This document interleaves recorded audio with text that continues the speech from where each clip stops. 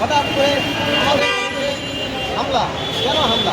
এই হামলাটা হয়েছে আমরা তাদের বিরুদ্ধে অবৈধ দখল, তাদের বিরুদ্ধে যখন আমরা নিউজ করেছি তখন তারা আমাদের বিরুদ্ধে হামলা করে আমাদের আমাদের ব্যানার খুলে দাঁড়িয়ে রয়েছে, আমাদের জীবন নাশের হুমকি দিয়ে শান্ত হয়নি। তারা আমাদের নামে মামলা দিয়েছে এবং মামলা দেওয়ার পরে তারা আমাদের জীবন নাশের হুমকি সব সময় দিয়ে যাচ্ছে।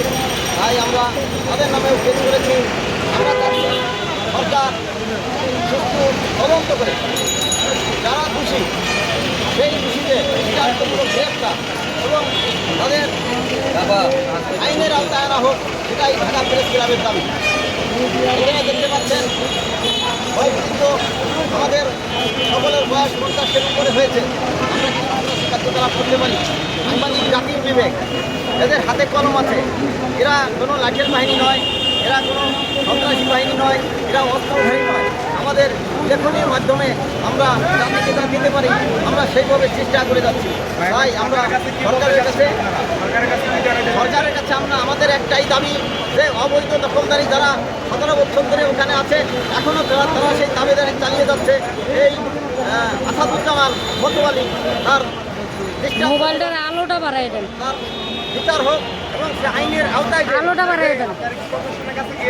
আমরা প্রশাসনের কাছে গিয়েছি এবং আমরা তাদের নামে কেসও দিয়েছি।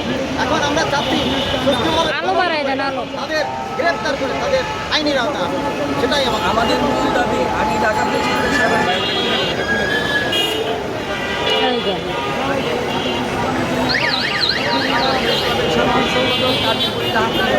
আমাদের মূল দাবি বিল্ডিংটা হলো ওয়াকফ স্টেটে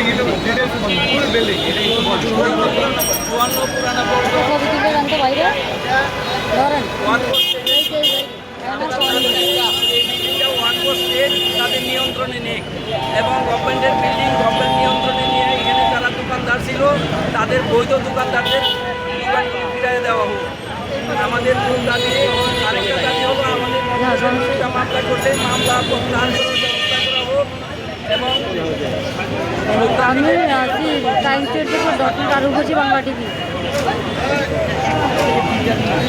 আপনার